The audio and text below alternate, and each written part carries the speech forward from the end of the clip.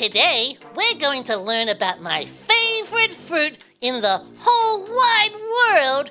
It's called the dragon fruit. Not that kind of dragon, this kind. That's much better.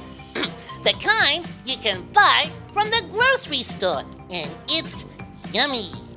Dragon fruit is a tropical fruit that started growing on the Hyloceras cactus in Mexico. Now it's grown all over the world. It has other names including pitaya and strawberry pear. The two most common types have bright red skin with green scales that resemble a dragon. The most popular one has white pulp with black seeds. But there's also yellow dragon fruit and dragon fruit with red pulp. Now, dragon fruit, well, it might look strange, but it tastes delicious. It's like a mix of kiwi and pear.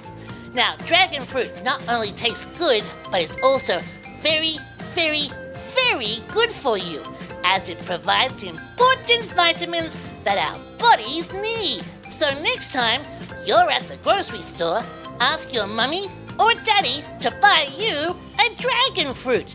It might become your favorite too. Yummy. I want some dragon fruit now.